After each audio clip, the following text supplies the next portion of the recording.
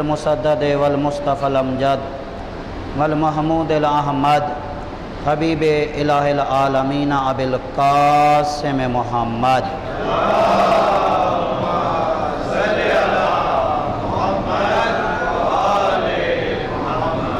الذي المعراج سفره والبراق مركبه وسدرة المنتهى منزله وقاب قوسين أدنى مقامه وقال كنت نبيا وآدم بين الماء والطين الذي في التوراة اشتهاره وفي الإنجيل أذكاره وفي الزبور أوصافه وفي القرآن إعلانه قال الله تبارك وتعالى في شانه وما أرسلناك إلا رحمة للعالمين صلوات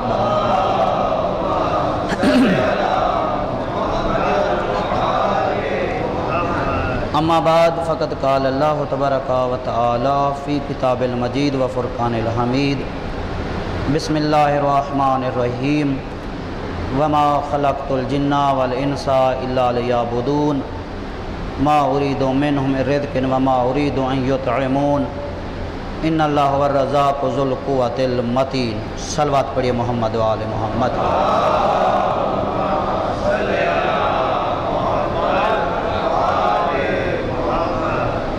عزیزان گرامی، پروردگار عالم نے سورہ الذاریات میں قرآن مجید کا 51 نمبر سورہ اس کی 56-57 نمبر آیت میں یہ ارشاد فرمایا کہ میں نے جنوں اور انسانوں کو صرف عبادت کے لیے ہی خلق کیا ہے۔ ماہ مبارک رمضان کا روزہ اسی عبادت کا ایک حصہ ہے جس مقصد کے لیے انسان اس دنیا میں آیا۔ اس مقصد کا ایک حصہ یہی ہے کہ انسان اللہ کی اطاعت میں زندگی گزارے، اور جب انسان محتاج ہی خدا کا ہے تو پھر خدا کے حکم کو ہی اپنے کردار پہ لاگو کرے، اس لیے کہ محتاج جو اسی کا ہے تو پھر اللہ ہی کے حکم کا پابند ہو جائے۔ 11 مہینوں میں اللہ نے کوئی پابندی نہیں لگائی، کہا میری نعمتوں کو استعمال کرو، کلوا واشربوا من رزق اللہ، میں نے جو رزق دیا ہے کھاؤ پیو، کوئی پابندی نہیں ہے۔ اب شرافت کا تقاضا یہی ہے کہ اگر اس نے اس 1 مہینے کے لیے کہا میری اطاعت کے پابند ہو جاؤ، اس ٹائم سے اس ٹائم تک میں کہہ رہا ہوں تمہیں کچھ نہیں کھانا پینا، تو کہا اگر مجھے خالق سمجھتے ہو، مجھے رازق سمجھتے ہو، مجھے مالک سمجھتے ہو، اور اگر تمہیں خیال ہے کہ میری بارگاہ میں آ کر تمہیں حساب دینا ہے تو پھر جو میں کہوں وہی کرو، اپنی خواہشات پہ نہ چلو۔ صلوات پڑھیے محمد و آل محمد۔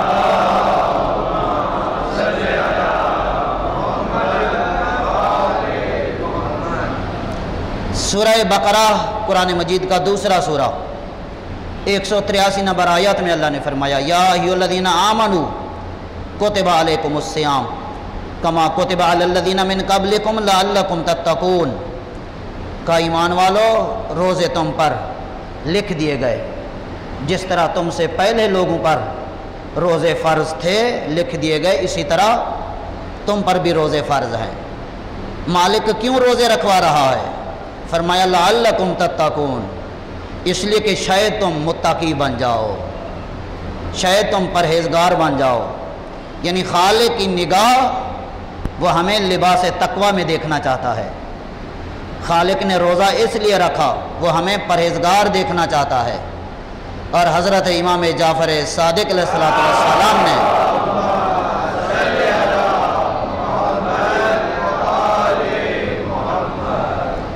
امام نے ارشاد فرمایا کہ لذت ما فی النداء اذال تعب العبادت والعناء۔ چھٹے امام ارشاد فرماتے ہیں کہ جو اللہ نے اس آیت میں خطاب دیا ہے، جو ندا ہے جس سے اللہ نے آواز دی ہے بندے کو، اس میں فرمایا لذت اتنا ہے کہ روزے کی تھکاوٹ اور مشقت ہی ختم ہو جاتی ہے۔ اور وہ لذت کیا؟ یا ایھا الذین آمنوا، اللہ نے مومن کہہ کر بندے کو پکارا ہے کہ اے ایمان والو، یعنی ہم چاہے مومن ہوں یا نہیں ہوں کما حق کو، لیکن اللہ نے ہمیں مومن کہہ کر پکارا۔ امام فرماتے ہیں یہ جو ندا ہے نا اللہ کی آواز ہے، اس میں وہ لذت ہے کہ اس نے بندہ حقیر کو مومن بنا دیا، مومن کہہ کر پکارا۔ فرمایا اس میں وہ لذت ہے جیسے روزے کی مشقت ہی ختم ہو جاتی ہے، اس کی تکلیف ہی ختم ہو جاتی ہے۔ صلوات پڑھیے محمد و آل محمد۔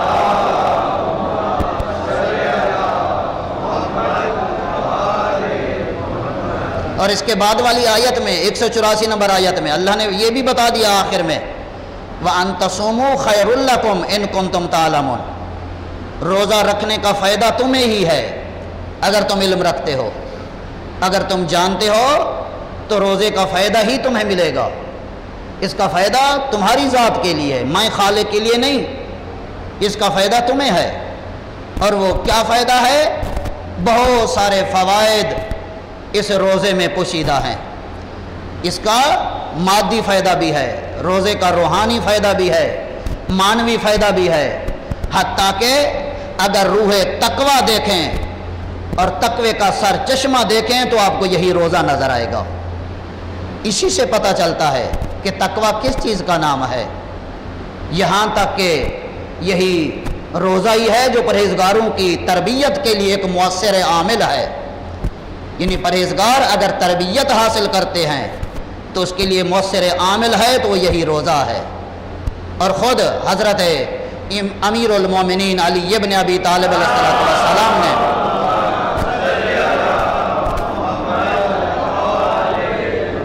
امام نے فرمایا کہ الصوم ابتلاء لاخلاص الخلق، کہ اللہ نے روزے کو اس لیے واجب کیا تاکہ کیا ہو، روح اخلاص کی پرورش ہو۔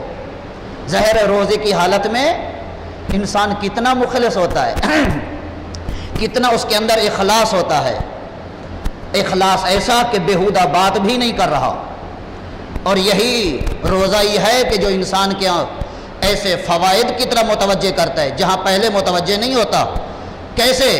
یعنی اسی روزے کے ذریعے ہی روح انسانی لطیف ہو جاتی ہے، اسی روزے کے ذریعے ہی ارادہ انسانی کو تقویت پہنچتی ہے، اسی روزے کے ذریعے ہی کیا ہے، اعتدال مزاج انسانی میں پیدا ہو جاتا ہے۔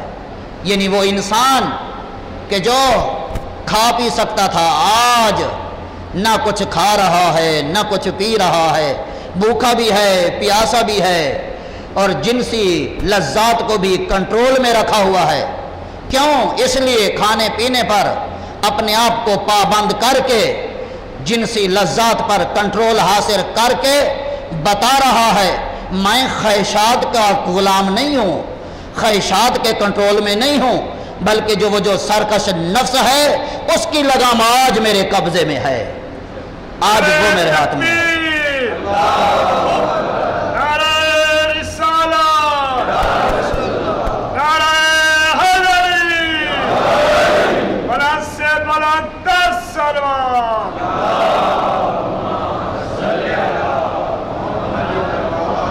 عزیزان گرامی، اگر روزے کے فلسفے میں جائیں تو آپ کو پتہ چلے گا کہ یہ روزہ ہی ہے جو انسان کو عالم حیوانیت سے بلند کر کے فرشتوں کی صف میں لا جا کے کھڑا کرتا ہے۔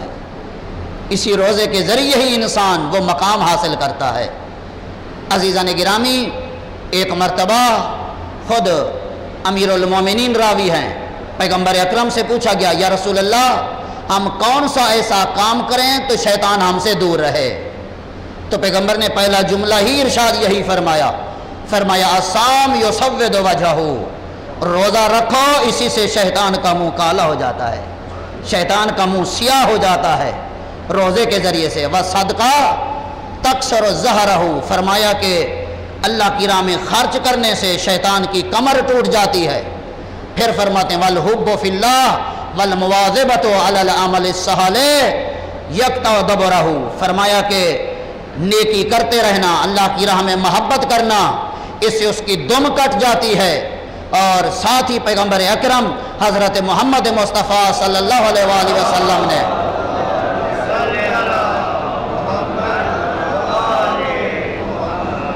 امام نے بتا دیا کہ یاد رکھو، پیغمبر نے بتا دیا کہ اگر چاہتے ہو کہ میں اس حالت میں زندگی گزاروں کہ شیطان مجھے گمراہ نہ کرنے پائے، تو فرمایا پھر یہ کام تمہیں کرنے ہوں گے. صلوات پڑھے محمد و آل محمد.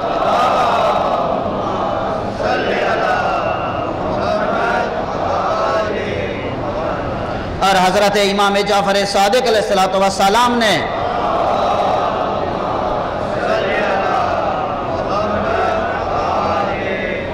امام نے حشام بن حکم سے جو ارشاد فرمایا کہ اللہ نے روزہ کیوں واجب کیا ہے، فرمایا انما فرض اللہ الصیام یستوی بہ الغنی والفقیر. اللہ نے روزہ اس لیے واجب کیا ہے کہ وہ امیر اور غریب کو ایک حالت میں دیکھنا چاہتا ہے. وہ چاہتا ہے کہ امیر بھی آج اس غریب کی کیفیت اختیار کرے. کیوں؟ فرمایا ذالک ان الغنی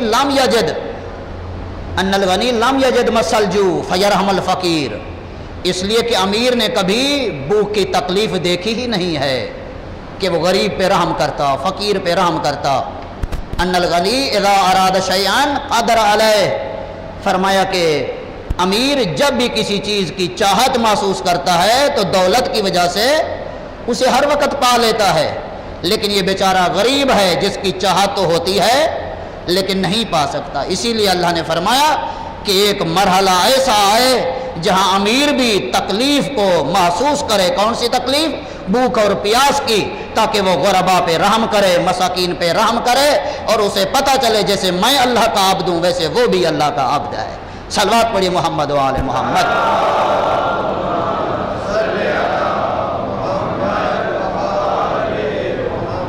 لہذا عزیزان گرامی، اسی روزے کے ذریعے ہی انسان کا ارادہ پختہ ہوتا ہے، ارادہ مضبوط ہوتا ہے، جس کی وجہ سے انسان اپنے آپ کو تقوی میں ڈھالتا ہے. دوسرے 11 مہینوں میں پھر انسان اسی لباس تقوی میں نظر آتا ہے. کیوں؟ اس لیے کہ یہ مہینہ انسان ساز ہے، انسان کی تربیت کے لیے ایک مؤثر عامل ہے. ماہ مبارک رمضان کا مہینہ، اسی مہینے سے انسان دیکھ سکتا ہے کہ اس مہینے میں اگر میں اپنے آپ کو اللہ کا پابند بنا سکتا ہوں تو کیا میں 11 مہینوں میں نہیں بنا سکتا؟ یقیناً 11 مہینوں میں بھی بنا سکتا ہوں.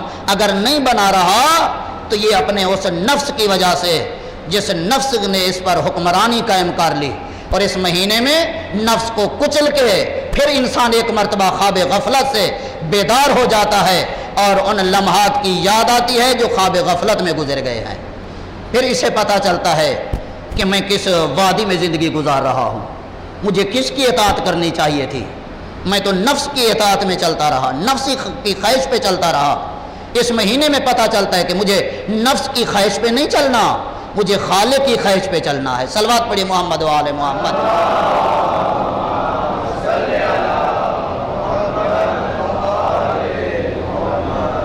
بار دیگر صلوات.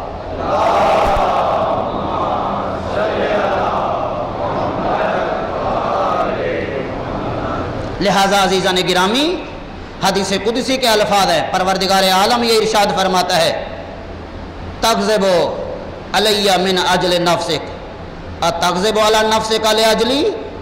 اپنے نفس کی وجہ سے مجھ پہ تو ناراض ہوتا ہے، کیا میری وجہ سے کبھی اپنے نفس پہ بھی ناراض ہوا ہے؟ کبھی اپنے نفس کو بھی ملامت کی ہے تو نے کہ میرا کریم رب مجھ سے ناراض ہے تیری وجہ سے؟ کبھی کہا نفس کو تو نے کہ تیری خواہشات پہ چل کر میرا رب مجھ سے ناراض ہے؟ یہ تو کہتے ہو کہ میرے رب نے غربت دے دی، میرے اللہ نے بیماری دے دی، میرے اللہ نے اولاد نہیں دی. یہ سب باتیں کرتے ہو اپنے نفس کی وجہ سے، اپنے خواہش کی وجہ سے. کیا کبھی اپنے نفس کو بھی کہا ہے کہ تیری خواہشات پہ چل کر میں نے اپنے رب کو ناراض کیا؟ عزیزان گرامی، یہ مہینہ اپنے روٹھے ہوئے رب کو راضی کرنے کا مہینہ ہے. اس مہینے میں آپ اپنے گناہوں کی تلافی کریں، استغفار کریں، تاکہ خالق کائنات جو ہماری کوتاہیاں ہیں وہ معاف فرمائے. یقیناً اس کا وعدہ ہے کہ جو سچے دل سے توبہ کرے گا میں اس کی توبہ قبول کروں گا. جو ایک دفعہ آ کے میری بارگاہ میں جرم کا اعتراف کرے گا میں اس کا جرم معاف کر دوں گا اور کسی کو بتاؤں گا بھی نہیں. کون کہہ رہا ہے؟ جو خالق کائنات ہے. عزیزان گرامی، آج سب دعائیں مانگتے ہیں، وہاں اس ماہ مبارک میں یہ دعا مانگنا نہ چھوڑیے جو سید و ساجدین نے ہمیں بتائی ہے. اللہم وامر ما کان عمری بدلۃ فی طاعتک، میرے اللہ وہ زندگی عطا کر جو صرف تیری اطاعت میں گزرے۔ وَإِنْ كَانَ عُمْرِي مُرْتِعًا لِلشَّيْطَانِ فَاقْبِضْنِي إِلَيْكَ قَبْلَ أَنْ يَقْبُلَ غَضَبُكَ، اگر میری زندگی شیطان کی چراگاہ بن رہی ہو تو قبل اس کے کہ تیرا عذاب آئے مجھے اپنے پاس بلا لے۔ نہیں چاہیے ایسی زندگی، یعنی گویا امام نے فرمایا کہ علی والوں کی زندگی ایسی ہوگی جو اللہ کی اطاعت میں گزرے گی۔ اگر علی والوں کی زندگی شیطان کی چراگاہ بن رہی ہو تو فرمایا یہ زیب نہیں دیتا علی والوں کو زندہ رہنا، پھر اللہ سے دعا مانگیں عذاب آنے سے پہلے وہ اپنے پاس بلا لے۔ عزیزان گرامی، بس یہی وجہ ہے کہ جس نے اپنے آپ کو اللہ کی بارگاہ میں مجرم بنا کے پیش کیا، جرم کا اعتراف کیا، وہی کامیاب ہو گیا۔ تو بس روزے کا فلسفہ اللہ نے ایک ہی لفظ میں بتا دیا، لعلکم تتقون، اس لیے میں نے روزہ رکھا ہے تاکہ تم متقی بن جاؤ، پرہیزگار بن جاؤ۔ عزیزان گرامی، اگر ایک مہینے انسان پابندی کر کر روزے رکھے اور 11 مہینوں میں لباس تقوی میں نظر نہ آئے، بیکار ہے، کیا فائدہ اس کے روزے رکھنے کا؟ ہاں، فائدہ تب ہے اسی سے انسان درس لے، اسی مہینے سے انسان تربیت لے، اسی کو اپنے کردار میں ڈھالے تاکہ دوسرے 11 مہینوں میں بھی انسان اسی طرح اللہ کی بارگاہ میں پرہیزگار نظر آئے۔ بسم اللہ الرحمن الرحیم، والعصر ان الانسان لفی خسر الا الذین آمنوا وعملوا الصالحات وتواصوا بالحق وتواصوا بالصبر۔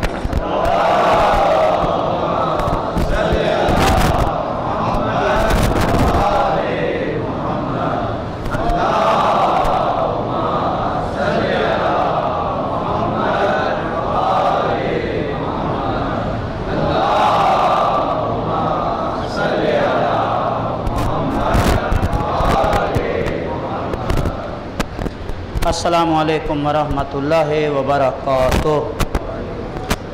اعوذ باللہ السمیع العلیم من الشیطان اللعین الرجیم، بسم اللہ الرحمن الرحیم، الحمد للہ رب العالمین والعاقبۃ للمتقین وجنۃ للمواحدین والنار للمعاندین، ثم الصلاۃ والسلام علی محمد المصطفیٰ وعلی المرتضیٰ والفاطمۃ الزہراء والحسن المجتبیٰ والحسین شہید بکربلا وعلی بن الحسین ومحمد بن علی وجعفر بن محمد وموسیٰ بن جعفر وعلی بن موسیٰ ومحمد بن علی وعلی بن محمد والحسن بن علی علیہ الصلاۃ والسلام۔ اللہم صلی علی مولانا صاحب العصر والزمان محیا سار البدع والطغیان، اما بعد فقد قال اللہ تبارک و تعالی فی کتاب المجید و فرقان الحمید۔ بسم اللہ الرحمن الرحیم، ان اللہ و ملائکتہ یصلون علی النبی یا ایہا الذین آمنوا صلوا علیہ وسلموا تسلیما۔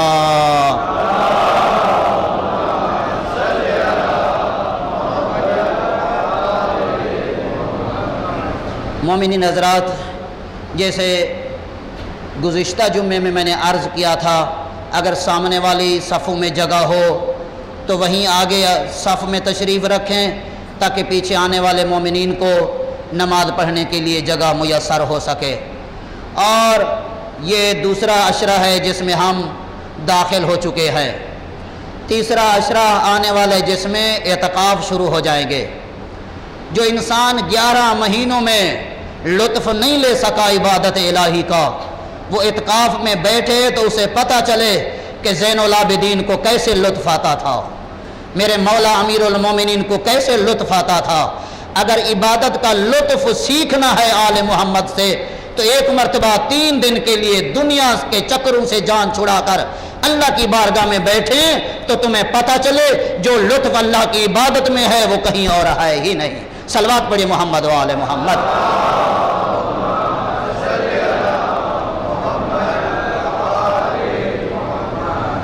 گزشتہ جمعے میں نے عرض کیا تھا کہ پروردگار عالم نے سورہ مجادلہ میں 58 نمبر سورہ اور 11 نمبر آیت میں ارشاد فرمایا، یرفع اللہ الذین آمنوا منکم والذین اوتوا العلم درجات، کہ اللہ نے فرمایا جنہیں میں نے علم عطا کیا ہے ان کے لیے میں نے درجات رکھے ہیں، ایک درجہ نہیں درجات۔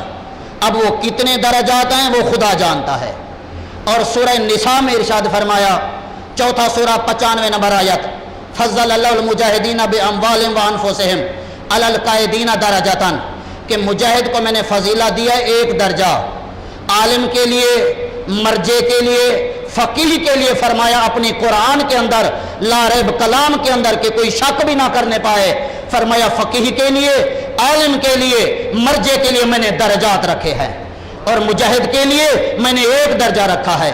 تو میں نے عرض کیا تھا مالک یہ فرق کیوں ہے؟ تو معصوم نے یہی ارشاد فرمایا تھا فرق اس لیے ہے کہ مجاہد میدان میں جہاد میں جا کر اپنی تلوار سے کافر کو قتل کرتا ہے، اور عالم مرجع فقیہ گھر میں بیٹھ کر قلم کی نوک سے کفر کو قتل کر رہا ہے۔ اور یہ کون ہے جس کے لیے اللہ نے درجات رکھے ہیں؟ یہ وہ عالم ہے، یہ وہ فقیہ ہے، یہ وہ مرجع ہے، جب بھی دیکھتا ہے شریعت میں کوئی تبدیلی پیدا ہو رہی ہے، اپنے قلم کی نوک سے اسے وہی ختم کرتا ہے، وہی قتل کرتا ہے۔ کیوں؟ اس لیے کہ یہ علی کے بتائے ہوئے اصول پہ چل رہا ہے، یہ حسین کے بتائے ہوئے اصول پہ چل رہا ہے۔ آج آپ دیکھ رہے ہیں باہر سے جتنا خطرہ ہے اس مکتب تشیع کو، اس سے زیادہ خطرہ اندر سے ہے، اس لیے کہ کچھ لوگ ایسے ہمارے اندر آ گئے جو ہمارے عقائد کو خراب کر رہے ہیں، اور ایسے عقائد پھیلا رہے ہیں کہ جس میں نماز جمعہ کا انکار کیا جا رہا ہے، نماز عید کا انکار کیا جا رہا ہے، نماز اپنی مرضی کی بنائی جا رہی ہے۔ یہ کیا ہے؟ یہ حقیقت میں دشمن چاہتا ہے کہ انہیں مرکز علم سے دور کیا جائے اور ایسے عقائد پیدا کر کے اس مذہب تشیع پر کفر کا فتویٰ لگا دیا جائے۔ لیکن عزیزان گرامی یاد رکھیے کہ مذہب وہ نہیں جو اپنی مرضی کا ہو، بلکہ شریعت وہ ہے جسے محمد نے پہنچایا ہے اور کربلا میں حسین نے بچایا ہے۔ تو عزیزان گرامی بس یاد رکھیے آج اپنی مرضی کا دین چاہتے ہیں لوگ، یاد رکھیں اپنی مرضی کی شریعت نہیں چلتی۔ کیوں؟ اس لیے شیطان اپنی مرضی کا دین چاہ رہا تھا، اللہ نے کیا کیا تھا؟ اس کی ساری عبادت اٹھا کر لعنت کا توق بنا کے اس کے گلے میں ڈال کے بتا دیا تھا، فرمایا سنو عبادت وہ نہیں جو تیری مرضی کی ہو، عبادت وہ ہے جو میری مرضی کی ہو۔ عزیزان گرامی یہی شریعت میں تبدیلی تھی جس کی وجہ سے حسین کو کربلا میں آنا پڑا۔ اپنی مرضی کی شریعت لانا چاہ رہے تھے، اپنی مرضی کا دین لانا چاہ رہے تھے، لیکن حسین نے کہا سنو یہ گردن تو کٹ سکتی ہے لیکن نانے کی شریعت میں تبدیلی یہ حسین برداشت نہیں کر سکتے۔ اور اسی امام حسین علیہ السلام نے بتا دیا دنیا والوں کو یاد رکھو اگر میں حل میں ناصرن ینصرنا کی صدا دے رہا ہوں تو یہ اپنے وجود کی بقا کے لیے نہیں، اسی شریعت کی بقا کے لیے دے رہا ہوں۔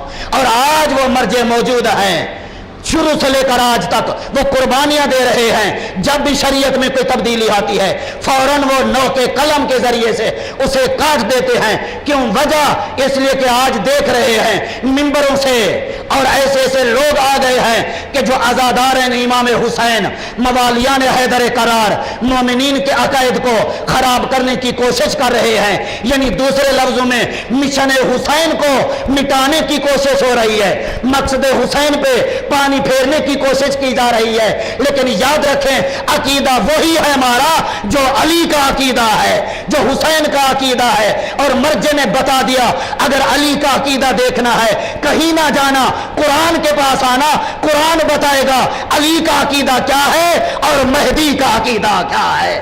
جو علی کا عقیدہ ہے وہی مہدی کا عقیدہ ہے۔ علی نے کہا دیکھو دنیا کی باتوں میں نہ آنا، بڑی بڑی میٹھی باتیں ہوں گی، بڑے بڑے فتنے کھڑے ہوں گے، سنو ان دین اللہ لا یعرف بالرجال بل بآیت الحق۔ علی سے لے کر مہدی تک 14 کے 14 یہ کہہ رہے ہیں اگر ہم 14 کا عقیدہ دیکھنا ہے ان دین اللہ لا یعرف بالرجال، لوگوں کو نہ دیکھنا کیسی میٹھی باتیں کر رہے ہیں، بل بآیت الحق، قرآن کو پڑھنا تمہیں پتہ چل جائے گا ہم 14 کا عقیدہ کیا ہے۔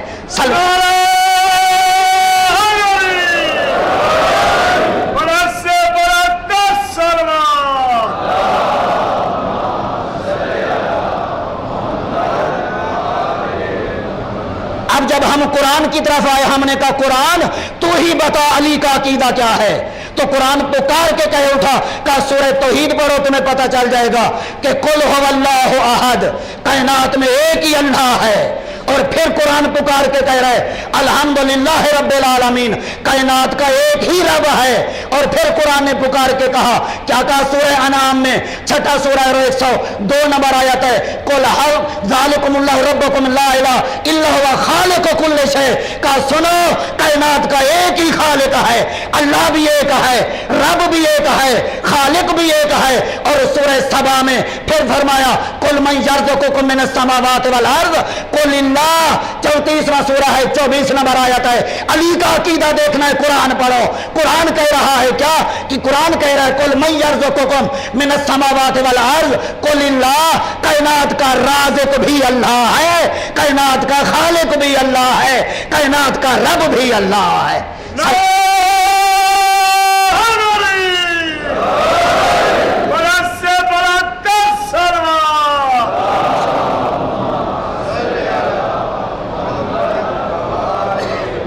اور پھر قرآن نے سورہ فاطر میں کہا 35واں سورہ 3 نمبر آیت میں حال من خالق غیر اللہ من یرزقکم من السماء والارض، کیا اللہ کے علاوہ کوئی خالق ہے جو آسمان اور زمین میں رزق دے رہا ہو؟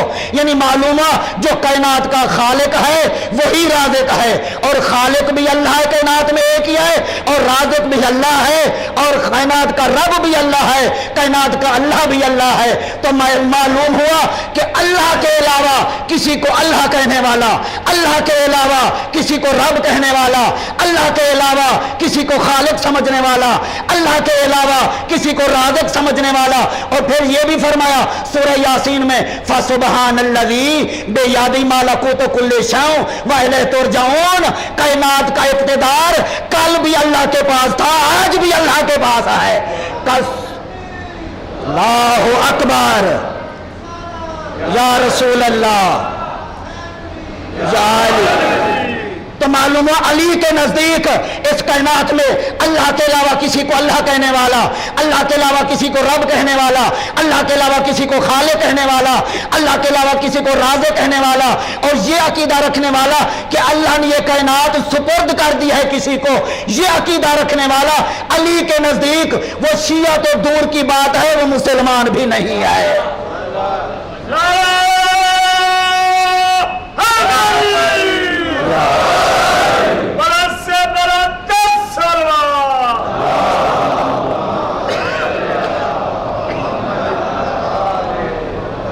آج مذہب تشیع کو بدنام کرنے کی کوشش کی جا رہی ہے، اول سے لے کر آخر تک جتنے مراجع ہیں سب کا فتویٰ یہی ہے۔ قرآن جو یہ کہہ رہا ہے مرجع کی جرات کے اپنی فتویٰ اپنی طرف سے فتویٰ دے۔ عزیزان گرامی، آل محمد کا مقام بہت بلند ہے۔ خود میرے 12ویں امام سے پوچھا گیا غیبت صغریٰ میں علی بن محمد سمری کے ذریعے، مولا آپ بتائیں رزق آپ دیتے ہیں یا اللہ دیتا ہے؟ بیٹے آپ دیتے ہیں یا اللہ دیتا ہے؟ بارش آپ دیتے ہیں یا اللہ دیتا ہے؟ اولاد آپ دیتے ہیں یا اللہ دیتا ہے؟ سنو گے امام نے کیا جواب دیا؟ میرے 12ویں امام نے جواب دیا، فرماتے سنو ان اللہ لیس بجسم ولا حال بجسم، ان اللہ خالق الاجسام وقسم الارزاق، اللہ وہ ہے جو جسم نہیں رکھتا، اللہ وہ جو جسم میں حلول نہیں کرتا، ان اللہ خالق الاجسام کا بیٹے دینا، جسم کو خلق کرنا یہ اللہ کا کام ہے۔ وقسم الارزاق، فرمایا رزق بھی اللہ دیتا ہے۔ واما الائمہ یسألون فیرزقوا یسألون ویخلقوا یسألون ویمطروا لعظام شانہم، کام 14 کو بھی عام نہ سمجھنا، سفارش ہم کرتے ہیں، بیٹے اللہ دیتا ہے۔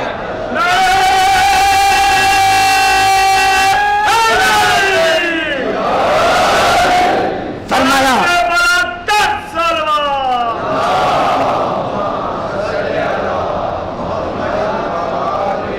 امام نے فرمایا کہ سفارش ہم کرتے ہیں، دعا ہم کرتے ہیں، رزق اللہ دیتا ہے، دعا ہم کرتے ہیں، بیٹے اللہ دیتا ہے، دعا ہم کرتے ہیں، بارش اللہ دیتا ہے، دعا ہم کرتے ہیں، رزق اللہ دیتا ہے، لِعِظَامِ شَأْنِهِمْ وَإِجَابِ دُعَائِهِمْ، فرمایا اس لیے ہم 14 کی دعا کو اللہ کبھی رد کرتا ہی نہیں ہے۔ تو عزیزان گرامی بس یاد رکھیے مرجع جب فتویٰ دیتا ہے کسی ملامت کرنے والے کی ملامت سے نہیں گھبراتا. کیوں؟ اس لیے ایک دفعہ بطور نمونہ عرض کر رہا ہوں، مرزا شیرازی نے ایران میں فتویٰ دیا تھا. شاہ ایران کی حکومت تھی، فتویٰ دیا تھا تمباکو کے اوپر، یہ تمباکو حرام ہے. اب جیسے وہ بادشاہ گھر میں آیا، مانگا اسے، وہ تمباکو نہیں ملا. ایک مرتبہ بیوی سے کہنے لگا کیوں نہیں دے رہی؟ کہا اس لیے کہ حرام ہے. کہا کس نے حرام قرار دیا ہے؟ کہا جس نے مجھ کو تجھ پر حلال کیا ہے. کہا اس مرجع نے جس کے بنائے ہوئے سیگوں سے میں تجھ پہ حلال ہوئی ہوں. یہ ہے مرجع کی طاقت کہ تمباکو کے سڑکوں پر ڈھیر لگ گئے تھے. کیوں؟ مرجع نے جو فتویٰ دے دیا ہے. آج آیت اللہ العظمیٰ آکے سستانی نے اگر دیش کے خلاف فتویٰ دے دیا ہے تو ہر مولوی کھڑا ہو گیا ہے، ہر عالم کھڑا ہو گیا ہے، ہر جوان عراق کا کھڑا ہو گیا ہے. کیوں؟ اس لیے کہ مرجع کا فتویٰ ہے. اب مرجع جو فتویٰ دیتا ہے وہ وہاں دیتا ہے جہاں دین خطرے میں ہو. صلوات پڑھیے محمد و آل محمد پہ.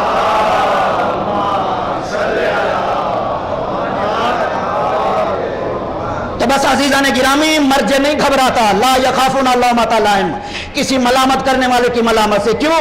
مرجع وہ ہے جو علی کا پیروکار ہے. اور علی کون ہے؟ بس وقت ختم ہو گیا، آخری دو جملے عرض کر رہا ہوں. علی وہ ہے، کل 10 رمضان کا دن گزرا، یہ وہ دن ہے جو فاتح مکہ کا دن ہے. جب رسول آگے بڑھے تھے 10,000 ننگی تلواروں کی چھاؤں میں، ایک مرتبہ بتوں کو دیکھا. علی کہتے ہیں یا رسول اللہ اگر مصلحت سمجھے میرے شانے پہ سوار ہو کر ان بتوں کو توڑ دے. رسول فرماتے ہیں نہیں یا علی، یہ بت آگ سے توڑوانے ہیں، یہ آگ سے توڑوانے ہیں. کہا یا رسول اللہ جو حکم ہو. کہا سنو یہ ایک بت نہیں ہے جس کو توڑنے جا رہے ہو، قبیلہ بنی عود کا بت ہے، قبیلہ بنی تمیم کا بت ہے. جس کے بت کو توڑو گے وہی قبیلہ دشمن ہو جائے گا. تاریخیں بھری پڑی ہے. نہیں گھبرایا، وہی آگے بڑھا جس نے نہ بدر میں پرواہ کی تھی نہ احد میں پرواہ کی تھی. شان رسالت پہ کھڑے ہو کر علی نے بتوں کو توڑا اور نیچے اترے. کہنے لگے، ایک عالم نے جملہ یہ کہا تھا کہ نیچے اتر کے کہنے لگے یا رسول اللہ اتنی بلندی پہ تھا، عرش کے پائے کو پکڑ سکتا تھا، اب مجھے چوٹ کیوں نہیں لگی؟ اللہ اکبر، کیا علی کی عظمت ہے. رسول فرماتے یا علی تمہیں چوٹ کیسے لگتی؟ اٹھانے والا سید الانبیاء تھا، اتارنے والا سید الملائکہ تھا. نعرہ تکبیر، نعرہ رسالت، نعرہ حیدری، برس سے برکت سلوات.